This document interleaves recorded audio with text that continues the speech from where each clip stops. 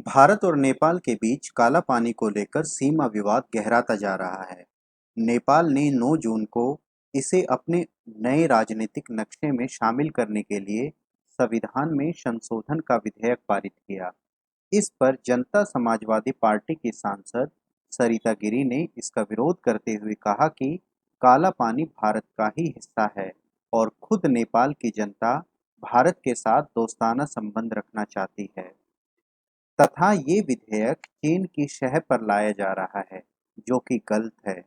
गिरि ने अपने प्रस्ताव में ये भी कहा कि जबरन नक्शा बदलकर विवाद की बजाय भारत के साथ शांति से बात की जानी चाहिए। बस इसके बाद ही बवाल खड़ा हो गया। खुद सरिता गिरि की पार्टी ने उनसे किनारा कर लिया और तुरंत अपना प्रस्ताव वापस लेने की मांग की। हालांकि अभी तक इसे वापस लेने की खबरें नहीं आई हैं। नेशनल यूथ एसोसिएशन ने आरोप लगाया है कि सांसद देश विरोधी है और इसीलिए उन्हें पार्टी से निकाल देना चाहिए। यहाँ तक कि बहुत से राजनेता उनके देश निकालने की मांग भी कर रहे हैं।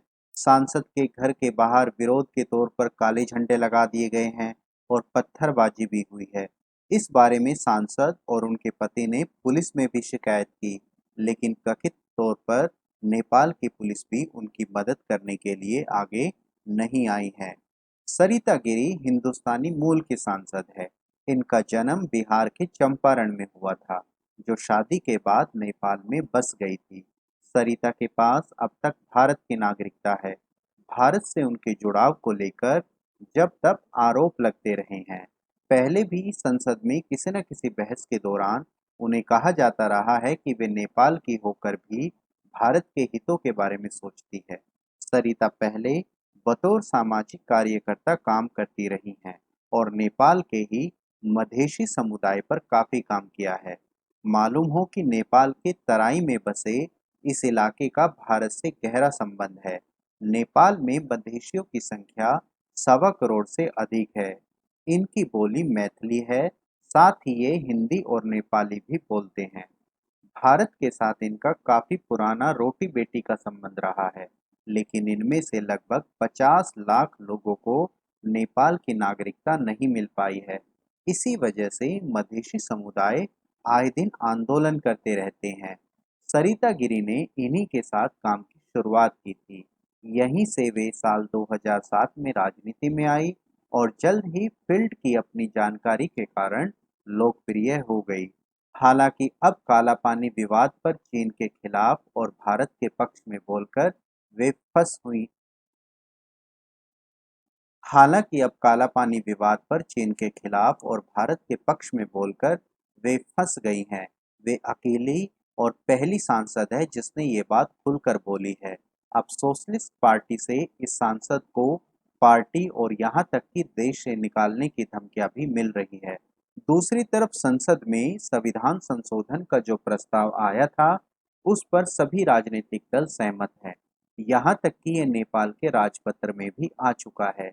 इसे नए नक्शे के तहत लिपुलेख, काला पानी और लिम्पियो आधारा को नेपाल का हिस्सा बताया गया है। गिरि ने काला पानी क्षेत्र को नेपाल में शामिल करने पर आपत्ति रखी है। उनके अनुसार देश ये चीन के दबाव में आकर कर रहा है। वैसे काला पानी को लेकर पहले से ही छुटपुट विवाद होते रहे हैं। मैं आप लोग को बता दूं कि भारत में उत्तराखंड के पिथौरागढ़ जिले में आने वाला ये काला पानी हिस्सा लगभग 35 वर्ग किलोमीटर में फैला हुआ है। यहाँ 3 देशों भारत, नेपाल और चीन की सीमाएं लगती हैं। साल 1962 में भारत-चीन युद्ध के दौरान इसी हिस्से पर भारत मजबूत रहा और चीन की हार हुई।